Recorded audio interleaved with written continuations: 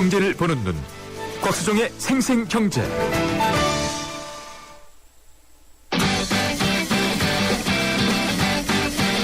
아하경제와 함께하는 한뼘경제. 경제 상식과 재미를 매일 한 뼘씩 키워드리는 시간. 오늘의 주제, 재정과 예산은 같은 개념일까요? 우리가 평소에 같은 개념으로 쓰는 경제적 개념이 있는데요. 재정이라는 것과 예산이라는 것입니다. 얼핏 보면 재정이나 예산이 비슷한 개념인 것 같은데요. 엄밀히 따져보면 꼭 그렇다고 할 수는 없습니다. 재정이란 공공서비스를 생산하고 공급하는 경제 단위인 정부의 살림살이를 말하는 것인데요. 즉, 정부의 경제활동에 필요한 재원을 마련하고 이용하는 수입, 지출 활동을 의미하는 것입니다. 재정의 성격은 민간 부분의 경제활동 원리에서 보면 가격 원리에 기초한 자발적이고 쌍방적인 성격을 지니지만 정부 부문의 경제활동 원리에서 보면 강제적이고 일방적인 특성을 갖고 있습니다. 정부의 재정 운영은 책임성, 공정성, 효율성, 투명성의 원리를 기초로 운영돼야 하고요.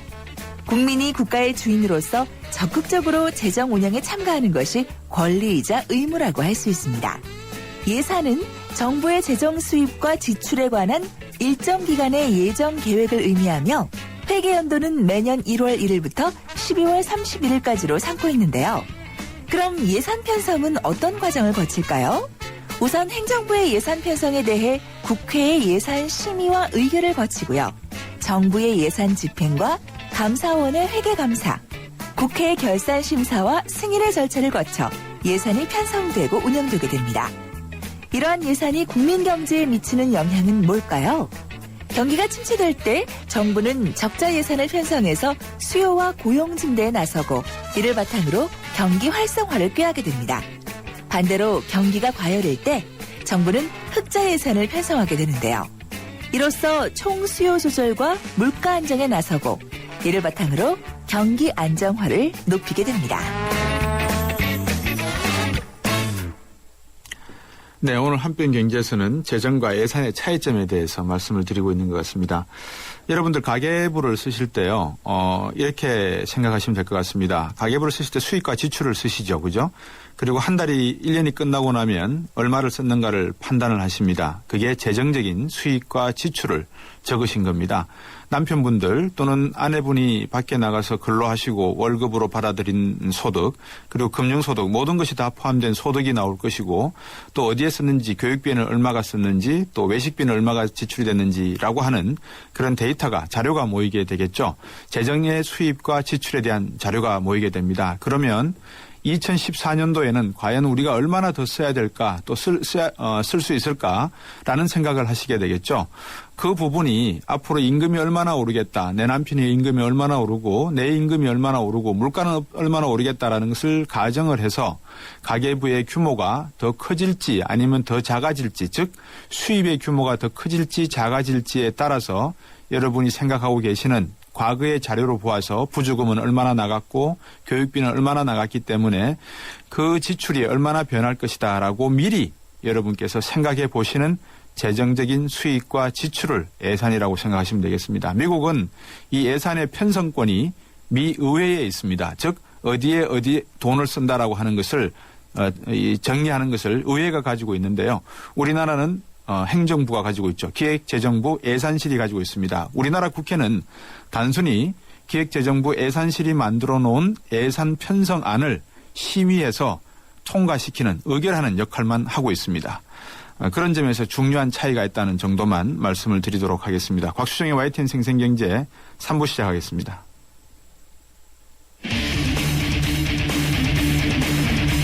곽수종의 생생경제. 앞서 말씀드렸던 대로 국민연금 종합운영계획안이 발표됐습니다. 400조 원이 넘는 기금인데다가 대다수 국민의 1차 노후수단이 바로 국민연금 아니겠습니까?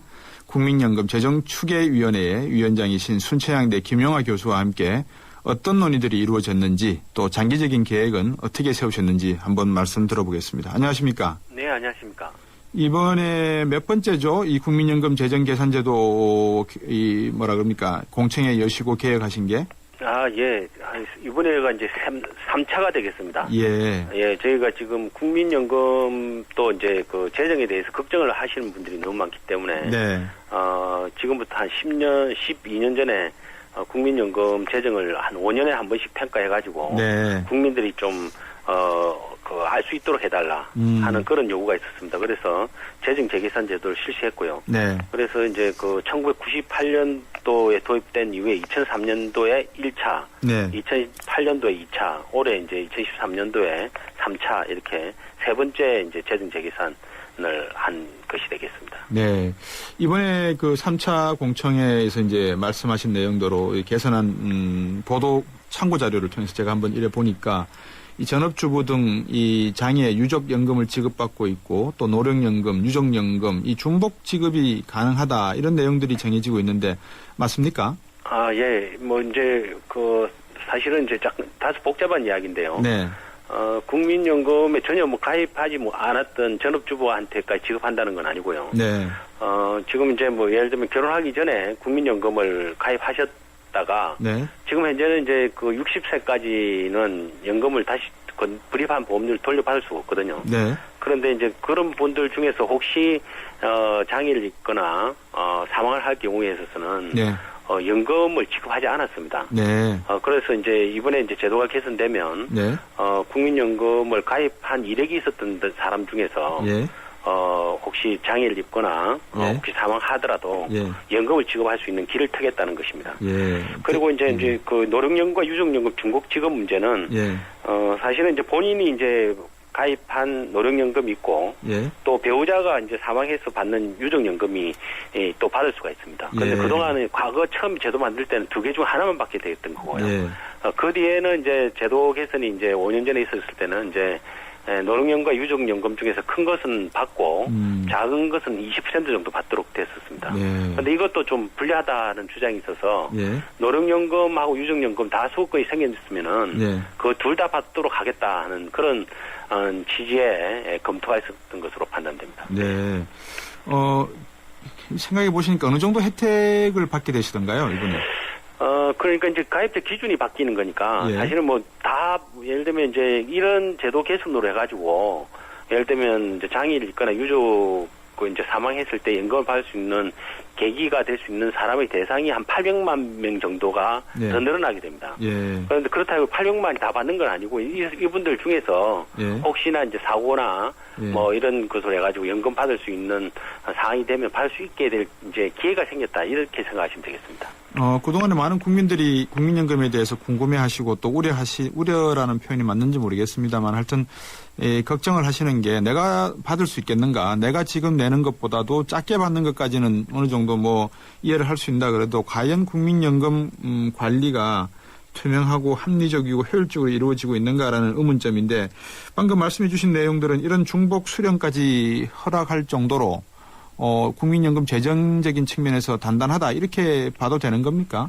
뭐 단단한 건 아닌데 예. 뭐 일단은 이제 제도가 조금 불합리하고 형평성 문제 있는 것가 제기되는 것은 좀 본척하면서 네. 뭐 재정 안정화 문제를 위해서 보험료를 인상해야 된다든지 이런 이야기는 이것대로 진행해야 되지만 예. 제도 내에 있는 불합리한 측면, 예. 형평성의 문제가 제기됐던 부분은 예. 조정한다 이런 취지로 생각하시면 되겠습니다. 그 불평부당하다는 내용도 물론 중요하지만 요금 인상, 보험료 인상에 대해서 이게 먼저 아닐까 싶은 생각도 들거든요. 어떻게 보십니까? 예, 그렇습니다. 그래서 보험료 재정 안정화를 위해서는 사실은 이제 크게 보면 세 가지 방향이 있는데요. 네. 뭐 연금급여 수준을 깎든가, 예. 안 그러면 연금 보험료를 올리든가, 예. 연금을 수급받을 수 있는 연령을 예. 지금 현재 61세로 돼 있는데 이걸 좀 더 늦추는 방법, 예. 뭐 이런 것이 있는데 예. 사실은 이제 연금급여 수준은 너무 많이 낮춰놨습니다. 그래서 더 이상 조정할 수 없고요. 네.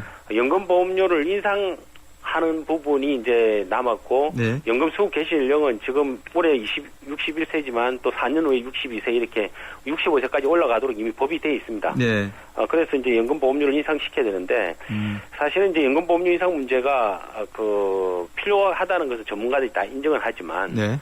문제는 이제 지금 현재 이제 그 가계부채 문제라든지, 예. 경기가 불황이어서 기업이 보험료를 부담할 능력이 좀 부족하다든지, 예. 뭐 이런 문제가 있기 때문에 예. 보험료는 인상할 필요성은 있지만 네. 당장은 곤란하지 않겠냐는 뭐 그런 정도의 취지가 일반적으로 이제 보통 전문가들이나 이렇게 입장에서 이렇게 정리되고 있는 것으로 판단됩니다. 그 부분은 뒤에서 한번 여쭤보기로 하고요. 네네. 먼저 그러면 어느 정도 예산이 더 필요한다고 보시는 겁니까? 뭐 이제 이런 식으로 이제 예를 들면 유족연금이나 이런 제도를 개선을 하면 예. 뭐 1년에 한 1조 원 정도가 예. 더 소요되지 않을까 하는 그런 이제 계산이 나오는 거고요. 예. 뭐 1조 원 정도라면 사실은 적지는 않은 돈이죠. 네. 그래서 이제 그런 부분에 대해서도 이제 그 위원회에서 제안을 했지만 네. 재정적 측면에서는 다시 한번 좀 충분히 더 검토가 돼야 되지 않을까 생각됩니다. 방금 말씀하신 부분을 바로 여쭤보겠습니다. 재정적 측면에서 검토가 필요하다고 하셨는데 네. 그러면 결국은 연금보험료 인상을 위한 사전에 이 뭐라 그럴까요? 분위기 조성 차원에서 지금 이 개정안을 내놓으신 게 아닌지 하는 생각도 드는데 어떻게 봐도 되겠습니까? 반드시 그렇진 않고요. 예. 연금보험료 인상이라는 것이 이제 사실은 이제 우리 연금 입장에서는 중장기적으로는 올려야 될 문제지만 네. 단기적으로 좀 어려운 점이 분명히 있지 않습니까? 예. 그렇지만 이제 우리가 이제 재정 계산을 하면서 네. 그때 지난 5년 동안 있었던 여러 가지 이제 문제, 국민들이 제기했던 문제들을 갖다가 종합적으로 다 검토하는 그런 차원에서 네. 재정 안정성 문제도 검토했지만 예. 행수행성 문제라든지 소득 보장성을 좀 더 확보하는 문제 이런 부분도 계속 국민들이 요구가 있었기 때문에 네. 같이 검토됐던 거고 그 중에서 일부가 오늘 이번에 이제 그 위원회에서 제안을 한 것으로 보면 되시겠습니다. 예. 근데 국민들 생각에는 개편안을 내놓으실 때마다 낼 돈은 줄어들거나 말씀하신 대로 또 그러니까 돈을 받을 혜택을 받을 내용은 줄어들고 이런 구조가 자꾸 반복이 되는 것 같아서 믿을 수 있겠느냐 이 문제가 상당히 중요한 것 같은데 장기 플랜에 대한 합의 부분도 좀 고민을 하셔야 될 거 아니겠습니까? 네, 그렇습니다. 그래서 뭐 그 사실은 이제 그 연금제도 도입했던 1988년하고 네. 지금하고는 이제 경제 사정이 많이 달라졌지 않습니까? 예. 그리고 그 당시에 생각했던 것보다는 인구 고령화가 더 빨리 일어나고 있고 또 88년도에는 저출산 문제가 전혀 고민거리가 아니었거든요. 네. 그런데 뭐 그런 부분도 같이 생기고 있고 이렇기 때문에 어쨌든 지금 이제 제도 개선을 위한 뭐 보험료 인상 논의라든지 이런 것이 이루어지는 것은 네. 연금을 미래에도 계속해서 안정적으로 지급할 수 있는 방안들을 고민하는 그런 과정에서 나오는 것이지. 예. 만약에 뭐 그런 부분들에 대해서 신경을 안 쓴다면 사실은 이 개선에 대한 논의가 꾸준히 나오지도 않겠죠. 그래서 네. 우리나라는 그래도 이제 제도 도입한 지가 한 25년, 26년 이렇게 되고 있습니다만은 예.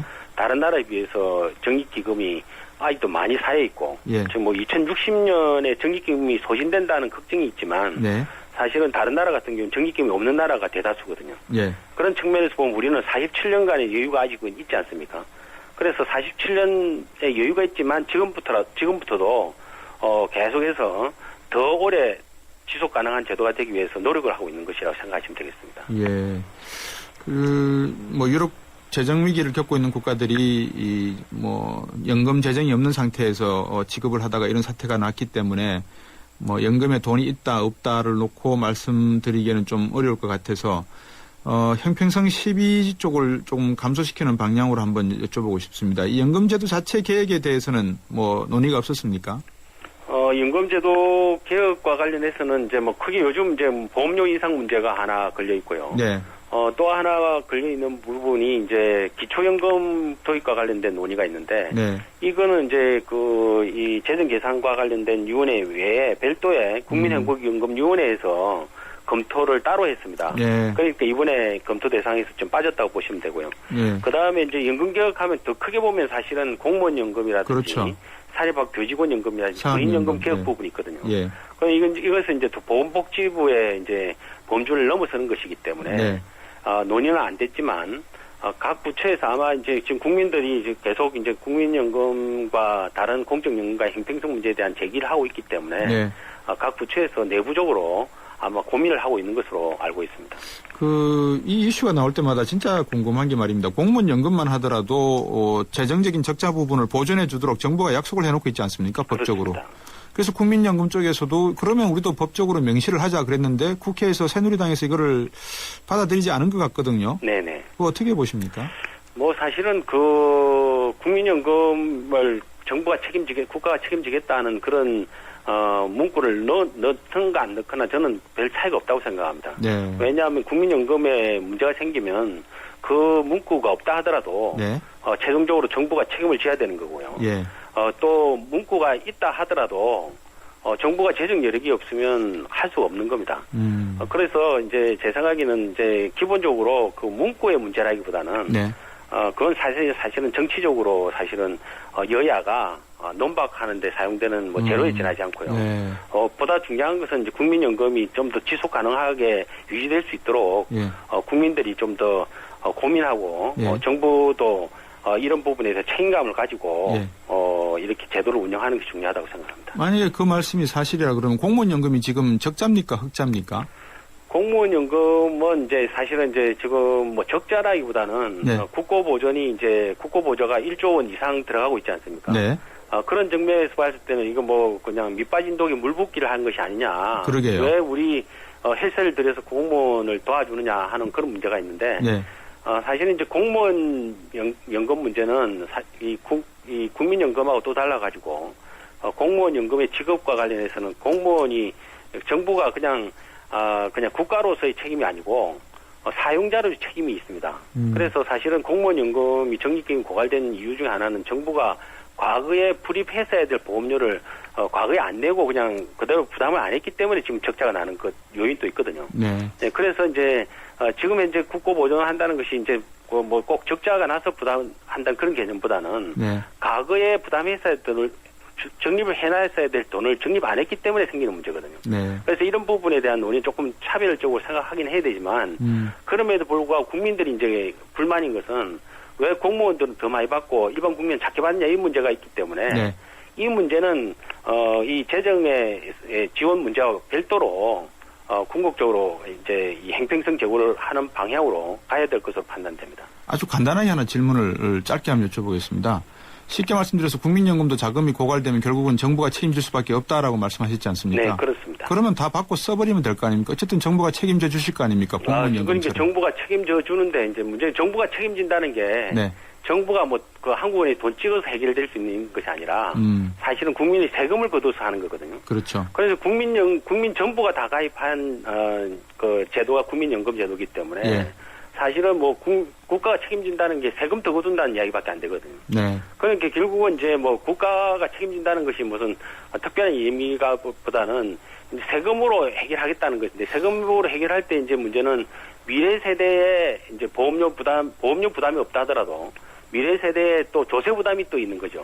그래서 세대 간 행평성 문제를 가지고 있다는 거 보시면 되겠습니다. 네. 오늘 이 세제 국민연금 종합운영계획 수립에 대한 내용, 공청회 내용까지 포함해서 자세한 말씀 잘 들었습니다. 고맙습니다. 네, 감사합니다. 순천향대 김용화 교수였습니다.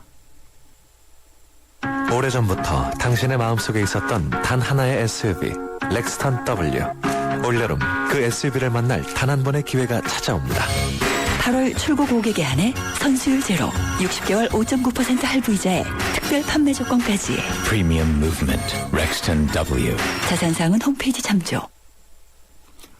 잠시 후 4부에서는 알짜 부동산 정보하고 취업 내비게이션 시간 갖도록 하겠습니다. 상담이나 의견 있으신 분들은 서울전화 02-771-0945 또는 휴대전화 우물정 0945번으로 문자메시지 보내주십시오. 4부에서 뵙겠습니다. 초등학교 선생님이 학생들에게 물었습니다. 얼음이 녹으면 뭐가 될까요? 모두들 하나같이 물이 됩니다 라고 대답했습니다. 당연한 정답이죠. 하지만 유독 한 어린이만이 얼음이 녹으면 봄이 됩니다 라고 다른 대답을 했습니다.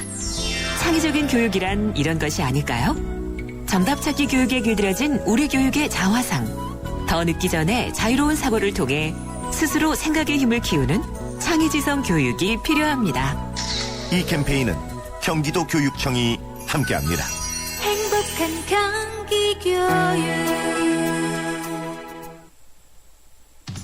살아있는 뉴스 깨어있는 방송 한국의 뉴스 채널 YTN 뉴스 FM.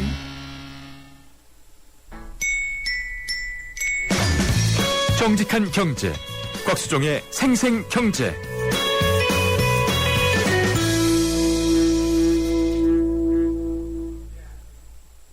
세상의 베이스가 되다 포스코 협찬으로 곽수정의 YTN 생생경제 4부 시작하겠습니다. 4부에서는 알짜 부동산 정보 시간하고 또 하반기 공채를 앞두고 준비해야 될 내용들이 여러분들이 좀 알아두셔야 될 게 있을 것 같습니다. 취업 내비게이션 시간 준비했습니다. 의견 있으신 분들은 단문 50원, 장문 100원 부과되고요. 휴대전화 우물정 0945로 보내주시면 됩니다. 트위터는 YTN 밑줄 이코노미입니다. 여자들이 싫어하는 건 나쁜 남자. 가족들이 싫어하는 건 바쁜 남자. 이제 당신의 비즈니스에 여유를 더하세요. 라민도 챗나이가 대한항공 콜롬보 취향으로 한결 가까워졌으니까요. 대한항공 스리랑카 콜롬보 주 3회 운항. Excellence in Flight, Korean Air. 1층 없는 2층은 없고 철길 없는 기차 없으며 스승 없인 제자도 없습니다. 세상은 저마다의 베이스가 있습니다. 세상에 베이스가 되다. 포스코. 왜 그랬어요? 최신 LTE 아이폰 사드렸는데 왜 그러세요? 넌 나에게 3G도 줬어. 100% LTE가 있는데도 말이야. 이럴 수가. 3G 섞인 LTE. 3G 전환 없는 100% LTE로 완벽하게 LTE도 U+가 진리. LTE 지원 낱말 기준.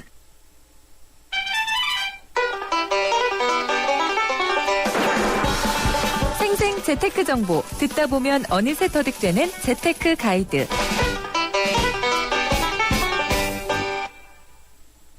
네, 이 다음 달이면 벌써 이 하반기 공채를 시작하는 그런 시즌이 되는 것 같습니다. 이번 공채를 위해서 무더운 여름에도 많은 분들이 지금 도서관에서 이렇게 공부를 하고 계시는 것 같습니다. 요새 취업고시라고 불릴 정도로 참 이 경쟁이 치열하죠. 최근 발표한 대기업 공채 관련 소식과 함께 하반기 채용시장 전망 어떤지 한번 이야기 나눠보겠습니다. 혹시 자녀분들 중에 취업 준비하고 계시는 분들 있으면 부모님께서 들으시면 이 방송을 꼭 한번 다시 한번 들으시라고 전해주시면 고맙겠습니다. 인크루트의 서명상무 스튜디오에 나오셨습니다. 안녕하세요. 안녕하세요. 하반기 대기업 공채가 다가왔다고요? 네.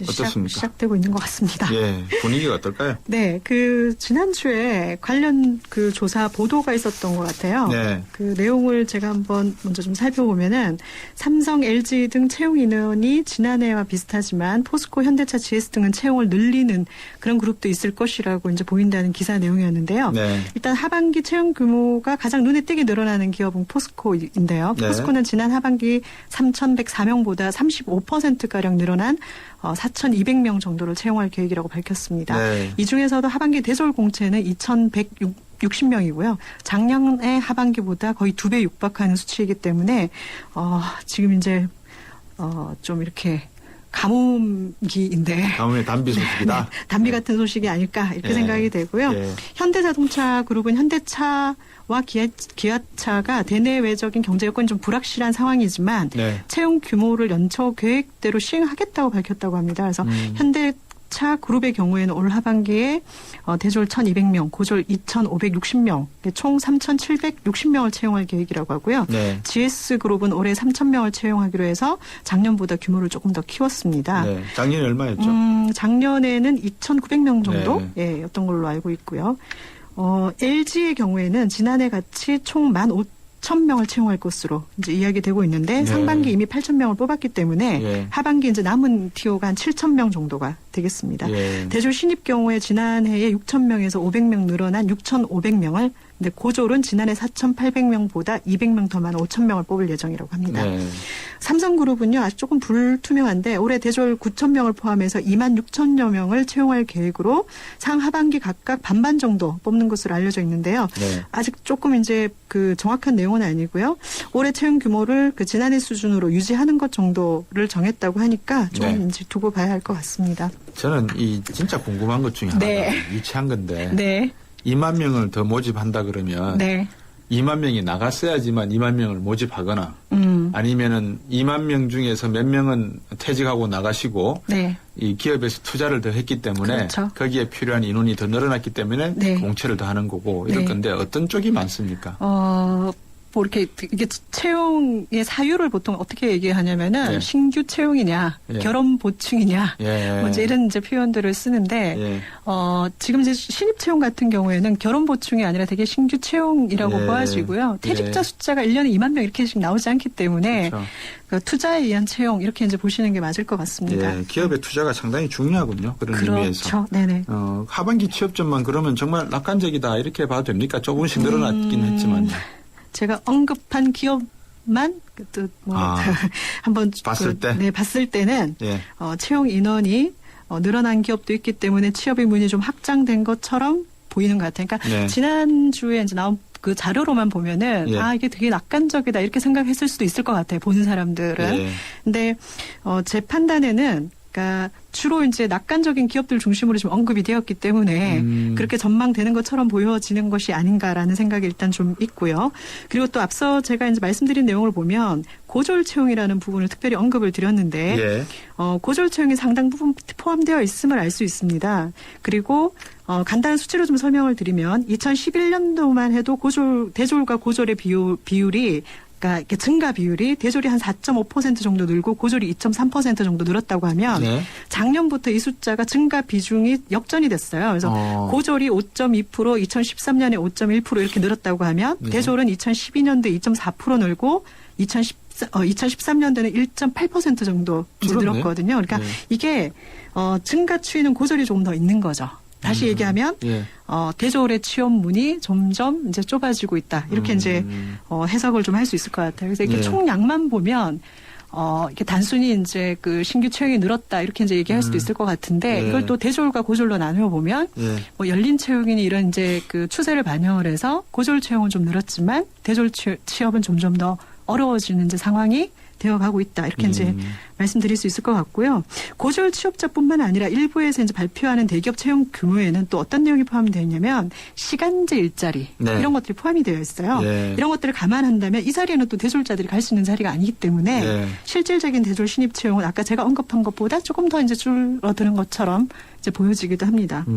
요새 시간제 일자리도 채용으로 이렇게 잡히는 네. 모양이죠. 네네.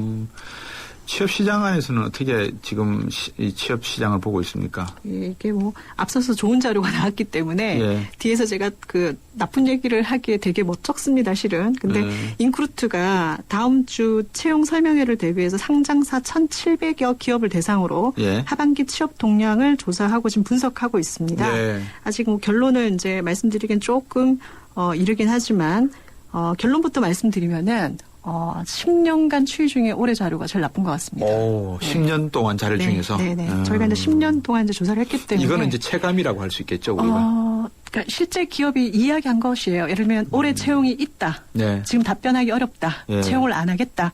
이런 세 개의 응답을 10년간 추이를 분석을 했어요. 근데 그 추이 내용을 보면은 제가 보기에는 금융위기 수준까지 가깝게 가 있다. 이제 이렇게 판단이 되고요. 예. 이게 제가 이제 민간 기업에 있는 사람이기 때문에 예. 이런 얘기를 좀 더 터프하게 할 수 있는 거 아닌가 뭐 이런 생각도 좀 들기는 한데 예. 다음 주 이 시간에 좀 더 구체적으로 설명할 기회가 있었으면 좋겠다고 생각이 되고요. 예.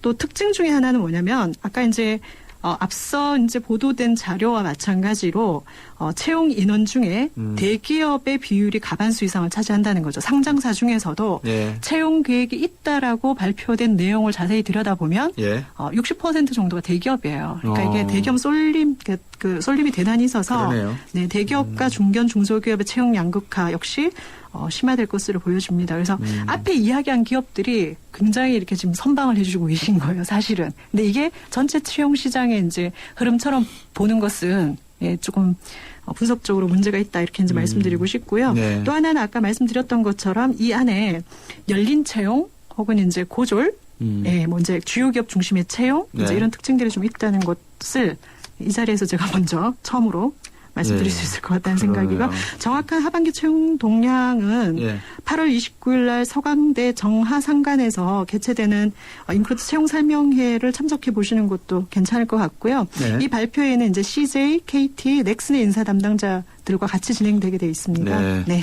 보통 이런 장소에 많이들 오시죠? 그럼요. 줄을 서서 보기도 하고 복도에 앉아서 듣기도 하고. 네. 네. 참 어때요? 요즘 그 취업할 때 기업들이 보는 게 스펙을 보십니까? 아니면 인성을 봅니까? 어떻습니까? 두 질문에 대답하기가 스펙과 인성을 다 보죠. 예. 그게 맞는 것 같고. 예. 근데 이제 예전에보다 예. 지금 이 채용 시장의 그 트렌드 중에 하나가 뭐 열린 채용, 스펙 뭐 타파, 스펙 초월, 이제 이런 키워드들이 나오고 있다고 제가 말씀을 드렸는데 이런 것들을 통해 가지고 인성의 비중이라든지 비정형화할 수 있는 어떤 이제 개인의 뭐 이렇게 특징들 이런 것들을 좀 다루기 시작했다. 뭐 이런 특징들은 올해도 계속 이어질 것 같습니다. 그래서 최근에 이제 기업들이 채용을 진행하는 걸 보면 단순히 정량화된 스펙이 아닌 구직자 역량을 파악하기 위해서 다양한 방법의 채용들을 진행하고 있는 것을 알고 있는데요. 뭐 예를 들면 일부 기업은 서류 전형에서 스펙 항목을 아예 빼버리는 거죠. 그러니까 서류 접수에서 그런 내용들을 받지 않고 있기 때문에 뒷단에서 어쨌든 다른 방법으로 사람을 뽑아야 된다는 거죠. 그다음에 서류에서 확인하기 어려운 역량을 파악하기 위해서 오디션 면접, 뭐 SNS 면접 이런 것들을 채용 단계에 접목하고 진행하는 데들이 있습니다.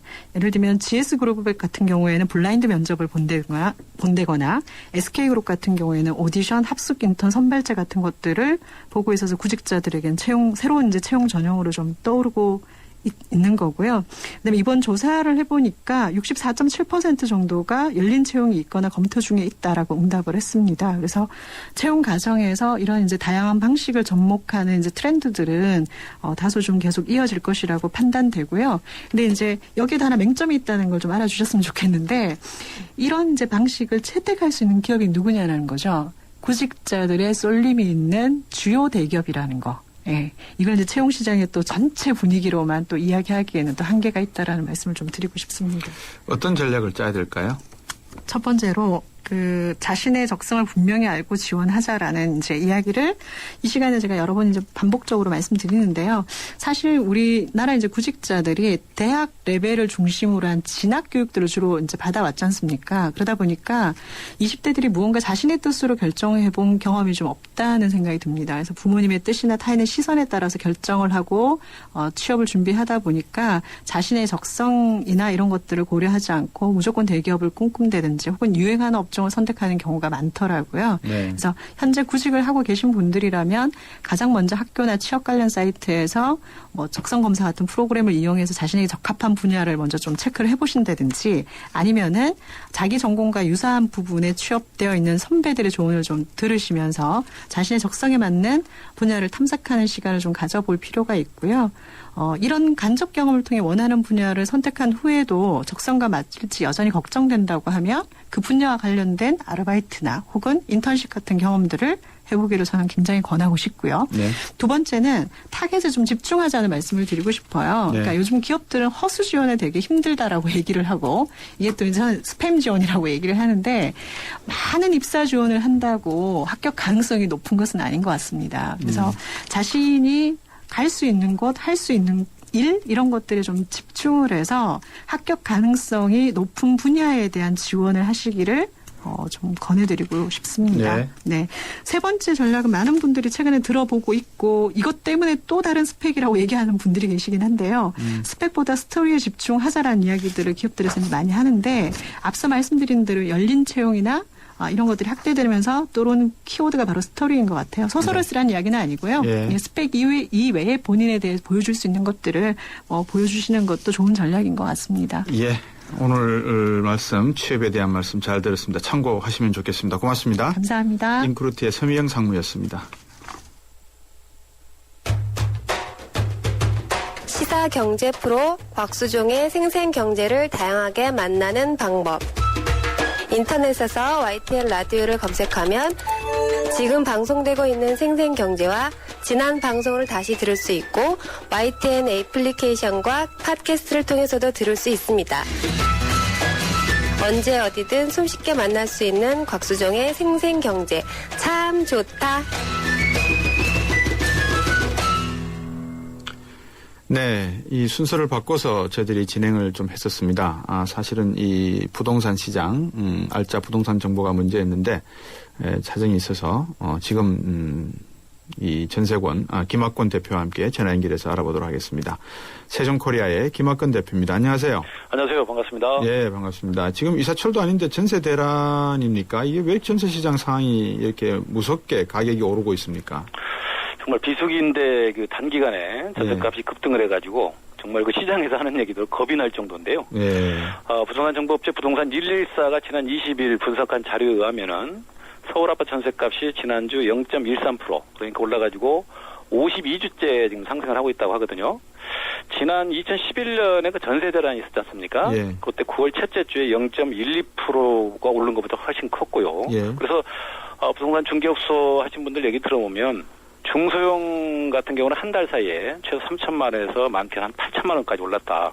그래서 아파트는 물론이고 다세대 그다음에 빌라까지 매물이 없을 정도다. 국민은행이 얼마 전에 그 전세가율을 분석을 해온 게 있는데요. 저희가 그 60%가 넘는 그 전세가율 60%가 넘는 세대수가 72.5%고 70%가 넘는 가구수도 35%, 심지어 80% 서울 같은 경우 80% 넘는 가구도 한 5% 정도가 된다고 하니까 상당히 전세가가 굉장히 단기 오른 게 상당히 좀 문제라고 할 수가 있겠습니다. 왜 이렇게 가격이 오르는 겁니까? 근데 공급이 부족해서 그렇습니까? 왜 그렇습니까? 우선은 그 시장에 물건이 없다는 얘기거든요. 무슨 얘기냐면 요즘에 이제 경기가 워낙 안 좋다 보니까 사실 이사 비용이라든지 그 부동산 중개업소 그 소개비 이것도 아끼려 하거든요. 그러다 보니까 이제 재계약이 늘고 있고 그다음에 이제 금리가 또 워낙 낮다 보니까 집주인들이 월세를 많이 지금 내놓고 있고요. 그다음에 신규 입주 물량이 많이 떨어져 있죠. 올 하반기에 지금 그 서울 수도권의 입주 물량이 2만 9천 가구밖에 안 되거든요. 작년 같은 경우는 한 5만 8천 가구 됐었고 또 하나 제일 심각한 문제는 지금 집을 살 만한 구매력이 있는 수요자들이 집을 안 산다는 얘기거든요.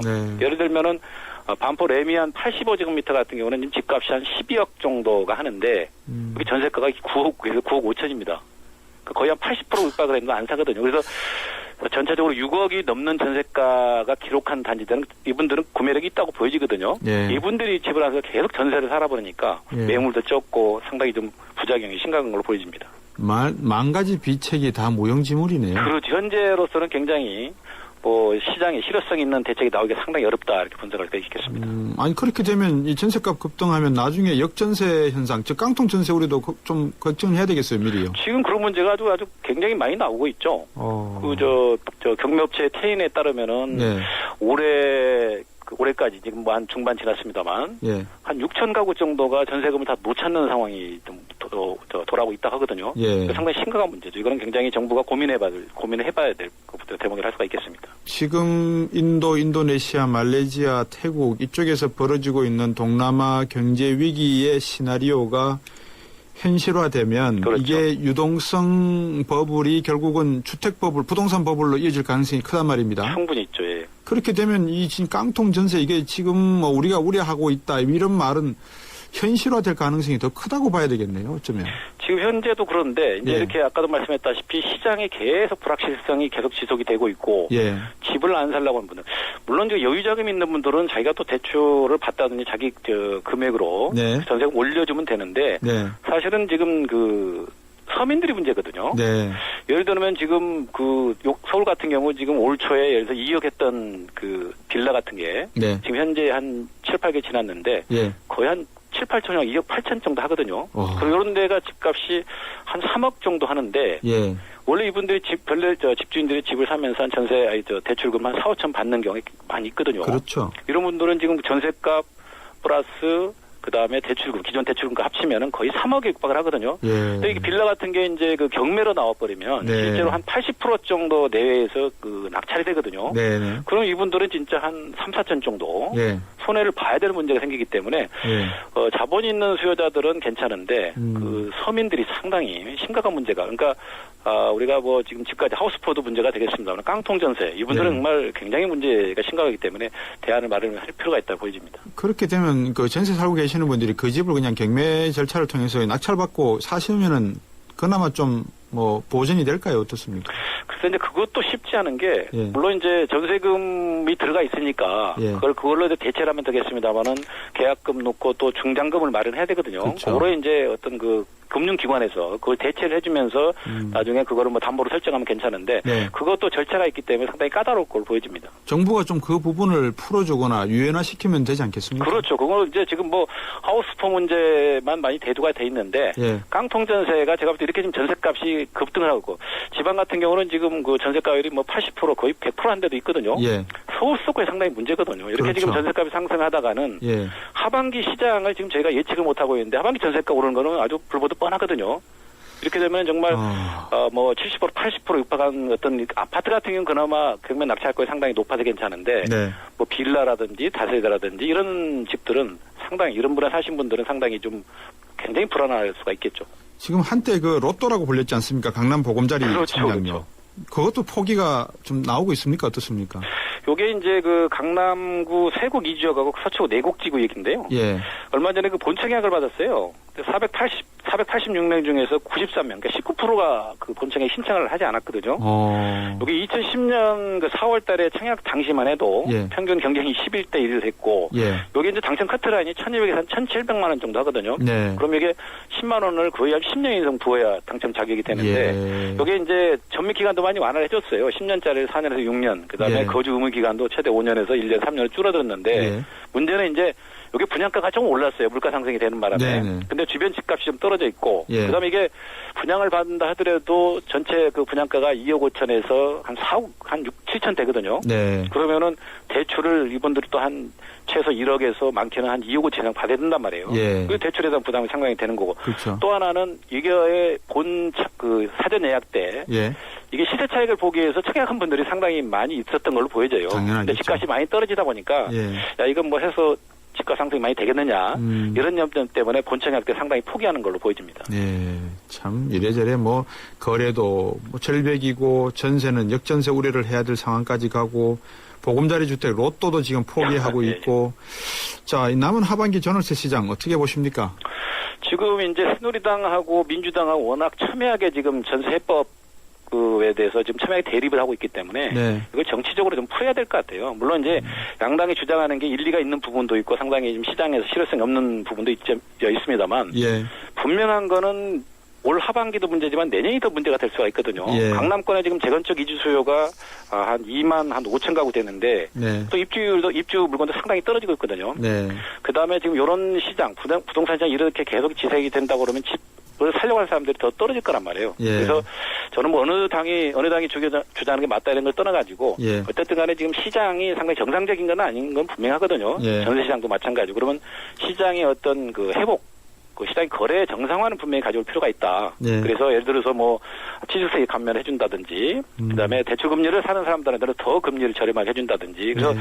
다양하게. 그다음에 지금 시장은 분명히 말씀드리자마는 실수요자만 가지고 시장을 회복하기에는 굉장히 한계가 있기 때문에 예. 일부 투자자들이 시장에 진입할 수 있는 그래서 다주택자 양도 중과 폐지라든지 분양가 상한 이런 것들은 상당히 중장기로 기대감을 갖게 하는 제도가 될 수가 있거든요. 네. 그래서 이런 부분들을 좀 해소를 시켜서 이제 좀 집을 사면 그래도 더 떨어지지 않겠구나 이런 좀 불안감들을 해소시켜야지만이 전세값을 좀 잡을 수 있는 그 대책이 아닌가 싶습니다. 네, 오늘 여기까지 듣겠습니다. 고맙습니다. 예, 감사합니다. 세준코리아의 김학권 대표였습니다. 8월 뜨거운 여름 쉐보레 쿨한 혜택. 쉐보레 차량 구매 시 쿨하게 최대 150만 원 할인 혜택. 올란도 캡티바 트랙스 구매 시 쿨한 캠핑용 차량 그늘막 지원. 스파크 구매 시 최대 36개월 무이자 할부. 쉐보레 썸머 페스티벌. 전시장 및 홈페이지 참조. 8월 31일까지 스파크 S 제외. SK 이노베이션의 전공은 묻는 겁니다. 석유 안 나면 석유 수출 못해? 자원 없으면 자원 강국 안 돼? 이 질문에서 53조 수출과 16개국 자원 개발이 시작됐죠. 물음이 있는 곳에 이노베이션이 있다. SK 이노베이션. 우리 딸은 누구랑 결혼할까? 엄마가 골라줘. 왜? 엄마가 아빠 잘 골랐잖아. 우리 딸 결혼할 때 난 몇 살이지? 인생의 무게가 느껴질 때 동바제 프로밀라이프. 네, 화이팅 생생경제 오늘 여기까지입니다. 내일 금요일 뵙겠습니다.